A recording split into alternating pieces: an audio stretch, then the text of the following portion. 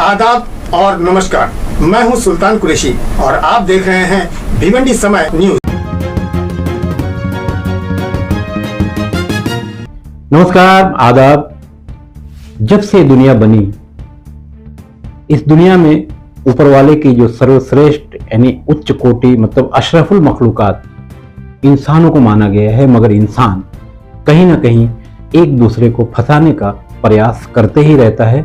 नमस्कार, आदाब। मैं हूं खान फखर आलम। भारत शक्ति समाचार में आपका स्वागत है और मैं हूं सुल्तान कुरैशी। भिवंडी समय न्यूज से हमारे चैनल में भी आपका बहुत बहुत स्वागत है। तो चलिए शुरुआत करते हैं आज की एक खास न्यूज से और एक बेहतरीन मुलाकात।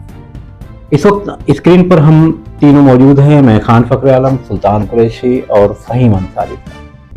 हम तीनों ही पत्रकार हैं, मगर एक इत्तेफाक देखिए ना कि हमारे दोस्त फहीम अंसारी के साथ एक औरत ने चीटिंग की। चीटिंग कैसी? वैसे तो भिवंडी शहर में चीटिंग का अपना अलग अलग अंदाज है। कभी लाख लेकर 1.25 लाख, कभी 1000 लेकर 1200, इस तरह का करोड़ों का खेल भिवंडी शहर में हुआ है, हो रहा है और उम्मीद है कि होता रहेगा। मगर फहीम अंसारी साहब की जो ईमानदारी और उनकी, या यूं समझ लीजिए कि जैसे बैंकिंग सिस्टम हम नहीं समझ पाते इसलिए हम किसी की मदद ले लेते हैं, तो ऐसी उन्होंने मदद ले ली एक बैंक लोन कराने के लिए। अब बैंक लोन में इनके साथ क्या क्या हुआ आज हम जानने की कोशिश करेंगे। सुल्तान जी फहीम साहब, सबसे पहले तो हमारे चैनल, हम दोनों के चैनल में आपका बहुत बहुत स्वागत है। और कई दिनों से आप चर्चे में हैं कि आपके साथ भी धोखाधड़ी हुआ है। हालांकि आप भी एक पत्रकार हैं, एक पत्रकार होने की हैसियत से ही आप बताइए या आप अपनी तरफ से बताइए कि आप इस मामले में किस तरह से उनकी चुंगल में आ गए और किस तरह से आप फंस गए। सुल्तान भाई, आपके चैनल का बहुत बहुत शुक्रिया। मैं पत्रकार होने के साथ साथ कारोबारी, मेरा बिजनेसमैन भी हूँ और मेरा एक अंबाड़ी में छोटा सा प्लॉट है जो मेरे और मेरी वाइफ के नाम, दोनों के नाम पे है। और कुछ दिनों से जो है वहाँ पे डेयरी फार्मिंग का कारोबार करने के लिए मुझे बड़े लोन की रिक्वायरमेंट थी, तो जिसके लिए मैंने अपने कई दोस्तों से कह के रखा था कि भाई कोई बड़ा लोन दिलाने वाला अच्छा एजेंट होगा तो मुझको बताना। तो बंगालपुर में मेरा एक दोस्त है, मैं नाम नहीं लेना चाहूँगा, उसने मेरी मुलाकात अकीला मोमिन से कराई। बोले ये मनपा छाड़ा की शिक्षिका भी है और लोन कराने में बहुत माहिर है, बड़े से बड़ा लोन ये झटके में करा देती है। तो मुलाकात कराई, बातचीत हुई, तो बोले कितना लोन चाहिए। मैं बोला भाई ऐसे तो मेरी रिक्वायरमेंट ज़्यादा है क्योंकि मेरे को डेयरी फार्मिंग का प्रोजेक्ट बड़े पैमाने पे करना है, तो आप कितना दिला सकते हैं? बोले आप जितना बोलोगे। तो मैं बोला भाई मेरी रिक्वायरमेंट तो 7 करोड़ रुपया है, मुझे बड़े पैमाने पे कारोबार करना है। तो बोले भाई ठीक है, मैं कोशिश करती हूँ, हो जाएगा, 100% हो जाएगा। और बोले उसके लिए डॉक्यूमेंट लगेगा, तो उसके लिए मैंने अपना सारा डॉक्यूमेंट उसको दे दिया। मेरी जगह का रजिस्ट्रेशन, मेरा 7/12, 6/12, 8/12, उसके अलावा मेरा राशन कार्ड, पैन कार्ड, आधार कार्ड, पावर बिल और बैंक स्टेटमेंट, IT फाइल का रिटर्न, यानी बैंक में लगने वाले जितने कागजात की जरूरत थी वो सब आपने दे दिया। जी, सारे डॉक्यूमेंट देने के बाद जो है फिर वो पैसे की बात करी तो मैं बोला आप पैसा तो मैं आपको पहले नहीं दूंगा, पैसा पहले लगता कहाँ है बैंक से लोन लेने के लिए। तो बोले नहीं, वो साहब लोगों को खिलाने के लिए थोड़ा बहुत तो शुरुआत में लगता ही है और डॉक्यूमेंट का जेरोक्स है, ये है वो है, कई फॉर्मेलिटीज रहती है, तो वो थोड़ा बहुत तो शुरुआत में देना ही पड़ता है उनको। अच्छा, उन्होंने बैंक का नाम भी बताया था? हाँ, SBI बैंक का नाम लिया था उन्होंने। बोले मैं SBI बैंक से आपका लोन कराऊंगी, और वो भी यहाँ से नहीं, बॉम्बे से। बड़ा लोन बोले यहाँ वाले नहीं देते, बॉम्बे से कराऊंगी। तो फिर पैसे की बात आई, पैसे का डिमांड करी। बोला आप पहले तो मैं पैसा आपको दूंगा नहीं। तो फिर बहुत हाँ नहीं करते करते मेरा जो दोस्त था वो बस गारंटी लिया। बोले वो आप ऐसे नहीं है, मैं गारंटी लेता हूँ, आप बिंदास दे दो। तो वो 2 लाख रुपए का डिमांड की थी, मगर होते करते 1 लाख रुपए पे मामला तय हुआ था। तो मैं भी, मुझको रिक्वायरमेंट थी, तो मैं सोचा कि भाई चलो ठीक है, 1 लाख रुपए का आप रिस्क ले लेते हैं। तो इस तरीके से मैंने 5/7/2023 को उसको 1 लाख रुपया दे दिया और सारे डॉक्यूमेंट दे दिए। अब 8 दिन के बाद जो है वो वापस 40-45 हजार रुपए का डिमांड करने लगी कि वो आपकी IT फाइल जो है बहुत छोटी है और वो अपने को नई IT फाइल बनाना पड़ेगा, उसके ऊपर इतना बड़ा लोन नहीं होएगा। तो बोले वो CA नई IT फाइल बनाएगा तो उसके लिए उसको पैसा देना पड़ेगा।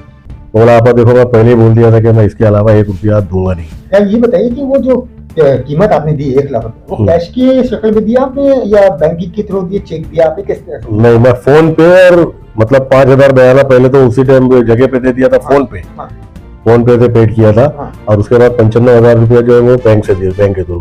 जितना भी पेमेंट मैंने दिया है वो 90% बैंक से ही दिया है। बाद में कुछ पेमेंट कैश भी दिया हूँ। वो टुकड़े टुकड़े में ऐसे बहाना करते करते जो कई मरतबा बोले वो IT फाइल नहीं बनाना है, CA को देना है। फिर उसके अलावा फिर एक दिन मेरे को 1 ही महीना हुआ था तो बोले वो सर्वे करने आने वाले हैं बैंक से, और बोले उनका आने जाने में खर्चा और खाने का पैसा लगेगा। वो ऑफिसर लोग बॉम्बे से आएंगे, अंबाड़ी जाएंगे, ऐसा है, कई लोग आएंगे, 2 गाड़ी आएगी, गाड़ी भाड़ा उनका, ठहरने का, उनका खाने का, वो 50,000 रुपया। बोले सब हो गया, अब नेक्स्ट टाइम अपन जब भी मिलेंगे वो सैंक्शन लेटर के साथ मिलेंगे। तो अब मैं तो फंस तो गया ही था, मरता क्या नहीं करता। 1 लाख रुपया देने के बाद मेरी मुंडी तो गल चली गई थी गले में, उसके हाथ में। अब धीरे धीरे करते पहले 45,000, फिर 50,000, फिर 30,000, फिर ये जेरोक्स कराने का, इस तरीके से करते करते जो है वो करीब 2.25 से 3 लाख रुपया मेरे से ले ली। और मैं उसको जब मेरे को बोली कि सर्वे आने वाला है तो मैं बोला आपा अभी तक तो आपने कहीं मेरे से सिग्नेचर नहीं लिए और कहीं मेरे को बैंक में नहीं ले गए। तो जाहिर की बात है, लोन छोटा हो के बड़ा, लोन के लिए बैंक में अप्लाई करने के लिए एप्लीकेंट लगता है, जो दरखास्त गुजार है वो लगता है, दरखास्त करने वाला। आप मेरे को कहीं ले भी नहीं गए, कहीं सिग्नेचर भी नहीं किए, मेरी फाइल कहीं पुटअप नहीं हुई, तो डायरेक्ट सर्वे वाले कैसे आ रहे हैं? मेरे बात समझ में आ नहीं रही। तो बोले भाई मैं वो सब समझने की जरूरत नहीं है, कोशिश मत करो, मेरा काम बहुत अलग है, उससे बेफिक्र रहो, वो सब हो गया है, तुम्हारा सब हो गया है, मेरा काम बहुत अलग तरीके से मैं करती हूँ, वो कुछ जरूरत नहीं है किसी चीज की। तो मैं तो बहुत ताज्जुब में था कि यार ये ऐसा कैसा काम। फिर मैं बोला कि भाई बहुत से लोगों की सेटिंग रहती है, हो सकता है इसकी कुछ सेटिंग है, अब अपने को तो जरूरत थी, मरता क्या नहीं करता, और मैं फंस भी चुका था ऑलरेडी। धीरे धीरे 2.25-3 लाख रुपया हो गया। फिर एक दिन 2 महीना पूरा, अच्छा बात ये भी हुई थी कि अगर 2 महीने में लोन में नहीं कराऊंगी तो पैसा आपका पूरा वापस। तो बोला ठीक है। अब वो 2 महीना जब गुजर गया तो फिर 2 महीने के बाद मेरे को बोलती है, ऐसे कांटेक्ट में थी मेरे से बराबर, धीरे धीरे करके कुछ ना कुछ पैसा लेते रहती थी, मैं देता चला गया क्योंकि मेरे को जरूरत थी और मैं फंस भी गया था। तो फिर मेरे को एक दिन 2 महीने के बाद बोलती है कि भाई वो एक आखिरी काम और लगेगा 2 लाख रुपया। तो बोला आप देखो मेरा लोन हुए कि नहीं हुए, अब मैं 1 रुपया आपको दूंगा नहीं, और मेरा पैसा जो है 2 महीना भी हो गया, वापस कर दो। तो बोले भाई मैं देखो ऐसा मत करो, मैं तुमको पैसे में खिलाऊंगी, ये करूंगी वो करूंगी, और लोन सब हो गया है, अपना सब काम पूरा पड़ गया है, बस खाली वो अब नेक्स्ट टाइम फिर हुई ये ऐसा कई मरतबा बोली, अब जब मिलेंगे सैंक्शन लेटर के साथ मिलूंगी, डायरेक्ट आपको सैंक्शन लेटर दूंगी। बहरहाल वो क्या बोली कि 24 घंटे के लिए मेरे को खाली 2 लाख रुपया चाहिए, वो भी मेरे को नहीं चाहिए, मेरे अकाउंट में डालो।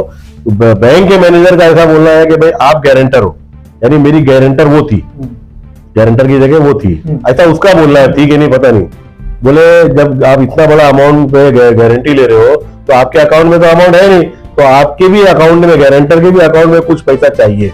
तो खाली उनको दिखाने के लिए मेरे को आप 2 लाख रुपया दे दो 24 घंटे के लिए, और उसके बाद आज आप जमा करोगे मेरे अकाउंट में, कल उनको मैं शो ऑफ करके तो स्टेटमेंट निकाल के उनको दिखा के और आपको फौरन दूसरे दिन RTGS कर दूंगी, आपका पैसा आपको मिल जाएगा।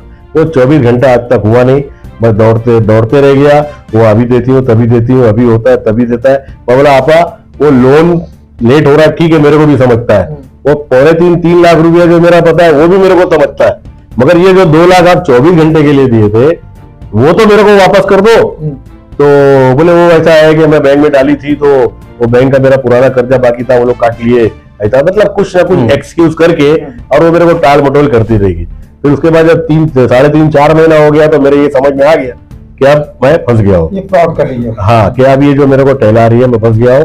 तब फिर मैं बड़ी जद्दोजहद के बाद उसको जब पीछे लगा, और बहुत जद्दोजहद के बाद उसने मेरे को 4,60,000 रुपए का अलग अलग 1.5 लाख 1.5 लाख 1,60,000 ये ऐसा 3 चेक मेरे को दिया मेरे पैसा वापस करने के हिसाब से। वो चेक मैं अकाउंट में डाला तो वो भी सब 3 के तीनों चेक रिटर्न हो गया, बाउंस हो गया। वो चेक रिटर्न का नाम से ये चेक थी, 2 चेक जो है वो अकीला मोमिन का था, और एक चेक जो है वो उसका एक साथीदार है, मुश्ताक नाम है उसका था, वो भी उसका साथीदार है, वो भी मिला हुआ है। अब वो बाद में जब मैं थोड़ा सा गर्म हुआ उसके ऊपर तो बोले भाई मैं तुम्हारा पैसा मैं नहीं खाई हूँ, ये मुश्ताक का है। तो अब मैंने तो पैसा अकीला आपा को दिया था, अब वो किसको दी क्या करी, और मेरे को बोली थी कि बैंक वालों को दिखाना है, तो जब बैंक वालों को दिखाना था तो मुश्ताक को क्यों दी। बहरहाल तो इस तरीके से जो है वो जब मेरे ये समझ में आ गया कि ये पैसा नहीं दे रही है और मेरे को ठग लिया है, तो फिर मुझको ये भी मालूम पड़ा शहर में, जब मैं इंक्वायरी निकाला उसके बारे में तो पूरा शहर उसको जानता था सिवाय मेरे। और फिर ये व्यवहार करने के बाद मुझको मालूम पड़ा, फिर पुलिस स्टेशन से लेके कोरट से लेके शहर का एक एक आदमी अकीला मोमिन को जानता है, सिर्फ मैं नहीं जानता था। वो फंसने के बाद आप भी जानते हैं जी। तो उस दौरान मुझको मालूम पड़ा कि ये कई लोगों के साथ लोगों को फर्जी शिक्षण मंडल का स्टैम्प पेपर, लेटर हेड इस्तेमाल करके ये लोगों को, आम आदमी को टीचर बता के, उसका आई कार्ड बना के और उसके नाम पे लोन निकाल के, और वो लोन जो मंजूर होता था वो इनके अकाउंट में आता था। बहुत ताज्जुब की बात है कि डॉक्यूमेंट आपका और आपका नाम, सब कुछ आपका, आपके नाम पे लोन निकलता है और अकाउंट चला जाता है इन लोगों के। तो जाहिर सी बात है कि इसमें कहीं ना कहीं बैंक के अधिकारी मिले हुए हैं, क्योंकि इतना बड़ा लाखों का लोन देने के लिए कोई भी आदमी, बैंक जो है वो इंक्वायरी करती है, सर्वे करती है। एक आम आदमी को टीचर बना के वो अगर साबित करे तो बैंक को कम से कम ये तो इंक्वायरी करने का था कि भाई किस स्कूल का टीचर है। बगैर इंक्वायरी किए, बगैर सर्वे किए बैंक वाले लाखों रुपए का चेक, मतलब कर्ज कैसे दे रहे, और वो भी दूसरे के अकाउंट में कैसे जा रहा है, ये बगैर बैंक के अधिकारियों के मिली भगत के मुमकिन नहीं है। मतलब आपका इल्जाम है कि सारी मिली भगत है यहाँ पर। जी। बैंक तक कभी आप गए थे जिस बैंक का नाम उन्होंने बताया? नहीं, कभी ले ही नहीं गई मेरे को, कभी नहीं ले गई। बोले वो मेरी सिटिंग है, वो मैं तुमको नहीं ले जा सकती। मैं कई बार रहा हूँ, बोला मेरे को लेके तो चलो कम से कम। अकीला मोमिन जिसका नाम आप बता रहे हैं, ये एक्चुअल में क्या गवर्नमेंट सर्वेंट है, क्या काम करती है ये मनपा शाला में सहायक शिक्षिका है, और ये साइड में जो है वो लोन भी कराती है। और ये कई लोगों के साथ में जो, जब मैं इनकी इंक्वायरी किया और लोगों से डिस्कस किया तो मुझको मालूम पड़ा कि कई लोगों के साथ ये अभी तक ठगी का काम कर चुकी है। थाना रोड में मेरा एक दोस्त है, मैं नाम नहीं लेना चाहूंगा, उसके साथ भी उसने इसी तरीके से, वो आम नागरिक है, उसको टीचर बना के और उसके नाम पे 2 लाख के समथिंग को अमाउंट लोन ले ली। और उसके साथ में जो दूसरी एक शिक्षिका सस्पेंड हुई है, हुमा कशेलकर, उसके अकाउंट में पैसा गया, जबकि उस आदमी ने डॉक्यूमेंट दिया था अकीला मोमिन को, और लोन मंजूर होने के बाद अमाउंट जाता है उमा कशेलकर के अकाउंट में। तो ये सब कैसे घालमेल हो रही है, कुछ समझ से बाहर है। तो अच्छा आप ये बताइए भाई, अब इसके बाद आपने क्या एक्शन लिया? क्या पुलिस कंप्लेन करवाया आपने, FIR करवाया आपने, कहीं शिकायत दर्ज करवाया आपने, या किस तरीके के कदम उठाया आपने अपने पैसे को वापस लेने के लिए या अपने लोन को सैंक्शन करवाने के लिए? जी, लोन का तो खैर मामला खत्म ही हो गया था, तो लोन मैं समझ गया था कि मेरे साथ ठगी हो गई है। जब मैं इंक्वायरी किया, और क्योंकि मैं पत्रकार हूं तो मुझको ऐसा मालूम पड़ा कि ये कई लोगों के साथ इस तरीके की ठगी कर चुकी है। अब अगर डर के हमारे इसकी दहशत इतनी है, ये इतनी खातिर औरत है कि लोगों को डरा धमका के, और अगर बहुत ज्यादा अगर कोई आदमी पैसे के लिए प्रेशर करता है तो उसको 354 में पताने की धमकी। एक मामला इसने शहर पुलिस स्टेशन में 354 का दर्ज भी किया था, मगर पता नहीं कैसे क्या वो मामले को दबा दिया गया। तो जब मुझको ये मालूम पड़ा कि कई लोगों के साथ ये ठगी कर चुकी है और करोड़ों रुपए का मामला है, और ये एक पूरा सिंडिकेट है, इसमें कई लोग मुलविस हैं। और जब ये मैं इंक्वायरी करने लगा तो मुझको ये मालूम पड़ा कि 1.5 से 2 साल पहले इसके खिलाफ इतनी शिकायत शिक्षण मंडल में गई है कि इसका सस्पेंशन ऑर्डर का फाइल रेडी है, मगर 1.5-2 साल से वो फाइल दबी हुई है। तो वो इंक्वायरी करने के लिए जब मैं शिक्षण मंडल में गया तो वहां जो प्रशासनिक अधिकारी थे संभारी साहब, उनसे मैंने मुलाकात किया तो उन्होंने एकदम साफ इनकार कर दिया, अकीला मोमिन का कोई भी पेपर देने से साफ इनकार कर दिया। मैं बोला सर मैं RTI मांगता हूं तब तो देंगे ना, तो बोले नहीं हम अकीला मोमिन का पेपर दे ही नहीं सकते, कोई पेपर देने से इनकार कर दिया। फिर मैंने बहुत कोशिश करके, जद्दोजहद करके, जब मैंने उनको पत्रकार का कार्ड दिखाया तब उन्होंने वो फाइल अपने टेबल से जो है वो फॉरवर्ड की, और वो फाइल आई हेडक्वार्टर में, सहायक आयुक्त एजुकेशन डिपार्टमेंट के थोरात साहब, उनके टेबल पे आई। जब संभारी साहब बोले मैंने फाइल भेज दिया, मैं थोरात साहब से जाके मिला कि साहब जब 1.5 साल से इसकी सस्पेंशन फाइल रेडी है तो किसके दबाव में इसको सस्पेंड नहीं किया जा रहा है, या इसकी फाइल किसके दबाव में दबाई गई है? तो उन्होंने बोला तुमको नहीं बता सकते हम, और हम क्यों सस्पेंड करने का उसको। थोरात साहब ने ऐसा जवाब दिया, क्यों सस्पेंड करने का? तो मेरे समझ में आ गया कि ये सब जो है मिली भगत है, सब मिली भगत है, कोई कॉपरेट कर नहीं रहा है।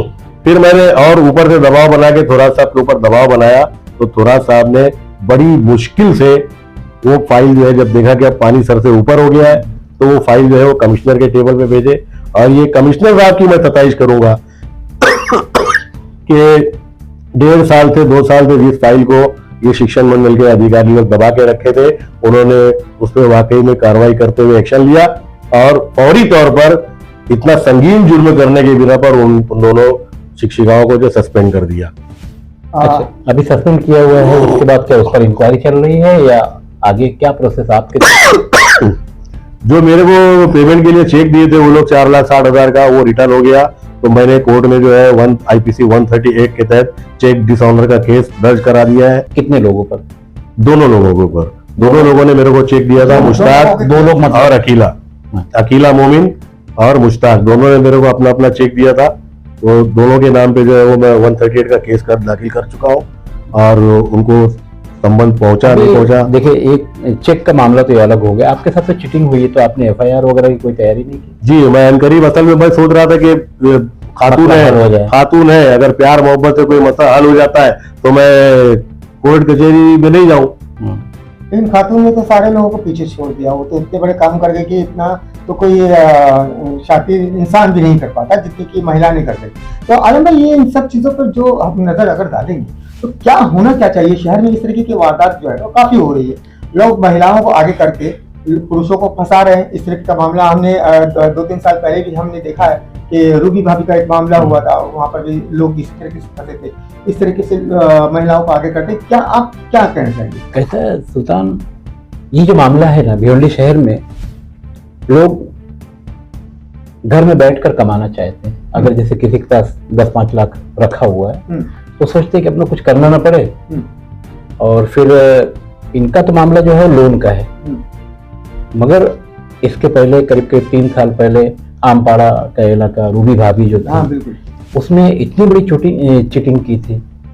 तो ये वही लोग हैं जिनके पास पैसा रखा हुआ है, और अगर उनके पास कम है तो अपनी सहेली, अपनी बहन, सास, आदमी की चोरी से, इस तरह के बहुत सारे मामला करते हुए भी, जैसा रूबी भाभी वाली कड़ी में मुमरा की बहू, भिवंडी की बेटी, वो वहां से लपेट लाई, करीब 1 CR तक का मामला था। तो ये जो ना इंसान की जो हवस है पैसा कमाने की और बिना मेहनत के, ये उसका नतीजा है। इनका मामला जो है वो तो लोन का, भाई जरूरत थे ये लोन लेते हैं, इनको कारोबार करना था, वो एक अलग प्लेटफॉर्म हुआ। मगर भिवंडी शहर में ऐसा नहीं कि रूबी भाभी के पहले भी कुंभारवाड़ा पुलिस स्टेशन के सामने ही चीटिंग हुई लोगों की। 1 लाख दो, 10,000 बढ़ा के 1,10,000 ले जाओ, और बराबर महीना पूरा हुआ फोन करके बुला के 1,10,000 दिया जाता था, तो सामने वाले को भरोसा हो जाता था, तो और पैसा इधर उधर से लाकर, और भिवंडी शहर के अच्छे पैसे वालों के पैसे उसमें डूब गए। और कुछ लोग, सामने वाला जो कुमारवाड़ा पुलिस स्टेशन के सामने का था, उसका एक तबेला था परदा में, गए उसकी भैंस खोल ले गए, वो कल्याण वाले थे, पुलिस ने उनको उठा लिया भैंस चोरी के केस में। तो ये तो गया चोरी का केस भी आ गया, वो भैंस भी लाकर देनी पड़ी। तो इसको अपन ऐसा भी कह सकते हैं कि लोभी के गांव में लबाड़ी कभी भूखा नहीं मरता।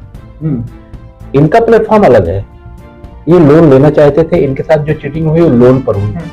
मगर मेरी करीब ये मेरा 32वां साल है पत्रकारिता में, अब तक जो चीटिंग मैंने यहाँ देखा है, ये लाख का 1.25 लाख का 1,10,000, ये सब हुआ है। और ऐसा नहीं है कि भिवंडी के आम आदमी के साथ हुआ, भिवंडी के आम आदमी के साथ हुआ है, भिवंडी के नेताओं के साथ हुआ है, भिवंडी पुलिस के कई जवानों को मैं जानता हूँ, उनके साथ हुआ है। मैं उनका नाम नहीं लेना चाहूंगा, लेकिन काफी पुलिस वाले भी इसमें इन्वॉल्व थे, ट्रैफिक ऑफिसर भी इसमें इन्वॉल्व थे। तो ये एक लंबा लालच दिखाकर ये काम हुआ है। और ये ऐसा नहीं कि भिवंडी में होता है, ये पूरे देश में होता है, एक किस्म का ये साइबर क्राइम है। मगर पुलिस कितना कार्रवाई करेगी जब शहर ही लूटने को तैयार हो, तो हाँ। शहर के जिम्मेदार लोग लूटने को तैयार हो। रूबी भाभी में मैंने ऐसे नाम देखे हैं कि हैरत होती है कि वो कहते हैं कि बस ये शहर मैं ही चला रहा हूँ, और उनको एक औरत ने चला दिया। नहीं, बिल्कुल। उस वक्त तो हमने भी इंक्वायरी किया था, और हम जब उस इलाके में गए थे तो हम देखकर हैरान हो गए थे कि पतरे वाला घर, जहाँ पर अगर एक लात अगर आप दरवाजे पे मारो तो दरवाजा टूटकर 2 हो जाएगा, उस घर से 10 लाख रुपए तक जो है रूबी भाभी के लिए दिया गया था कि रूबी भाभी आप ये 10 लाख रुपए ले लीजिए और इस पर जो है हमें कमा कर दीजिए। मतलब ये था कि पटरे वाले घर में भी 10 लाख रुपए मौजूद थे। तो इस तरीके का ना जाने झोपड़पट्टी में और कितने वो मौजूद होंगे।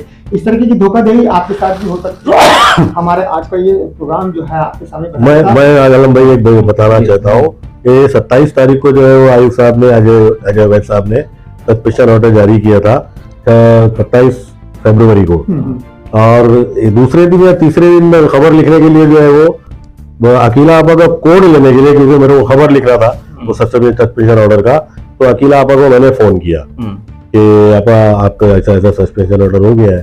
तो उन्होंने एकदम साहब ये बोला कि अभी तक तो मेरे को मालूम नहीं है, मेरे को खबर भी नहीं है और मैंने रिसीव भी नहीं किया, मेरे को मिला भी नहीं है। और अगर वो आपके पास सस्पेंशन ऑर्डर की कॉपी आ गई होगी तो अभी वो किसी को बताओ मत, अपने तक रखो, मैं आपसे मिलती हूँ, ऐसा है वैसा है, और मेरे पीछे बहुत लोग पड़े हुए हैं। और ये सस्पेंशन ऑर्डर रोकने के लिए मेरे को शिक्षण मंडल के अधिकारियों का पैसे के लिए फोन भी आया था। ये पूरी रिकॉर्डिंग मेरे पास है। तो इसका मतलब साफ है कि जहां जब वो लोगों को शिक्षक बनाने के लिए शिक्षण मंडल का स्टैम्प, सही सिक्का और लेटर हेड इस्तेमाल कर रही है, तो शिक्षण मंडल के अधिकारियों का और बैंक के अधिकारियों का मिली भगत से इनकार नहीं किया जा सकता। बगैर इनकी मिली भगत के इतना बड़ा काम मुमकिन ही नहीं है। और मैं ये खबर, जब हमारी खबर, करीब सारे पत्रकारों ने ये खबर लिखा, 12-15 अखबारों में खबर आने के बाद शहर में मुझको जो भी मिलता था वो क्या बोलता था मालूम है? बोले फहीम भाई ये जो काम आज हुआ है ना, ये बहुत पहले होना चाहिए था, तो इतने लोग जो है वो इसके शिकार होने से बच जाते थे। और अब पूरे शहर की नजर जो है वो हमारे आयुक्त, म्युनिसिपल आयुक्त अजय वैद साहब के ऊपर है कि उन्होंने एक काम तो ये बहुत अच्छा किया कि इतना संगीन जुर्म करने वाली 2 शिक्षिकाओं को सस्पेंड किया।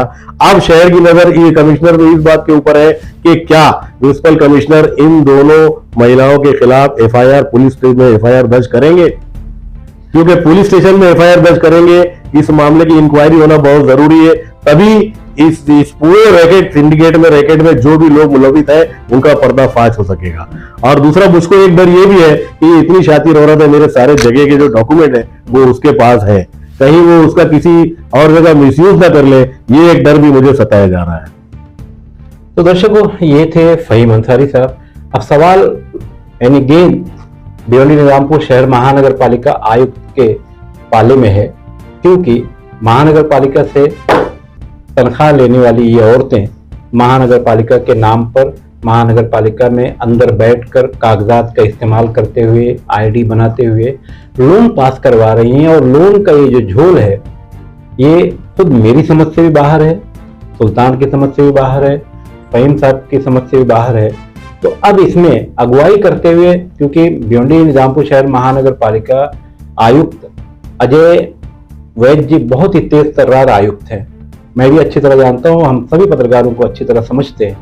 अब अगर वो अगुवाई कर देते तो एफआईआर भी हो जाएगी। फहीम अंसारी की तरफ से तो एफआईआर होना ही होना है, मगर महानगर पालिका की तरफ से जब एफआईआर होगी तब इसमें कई कड़ियां परत दर परत खुलकर सामने आएंगी।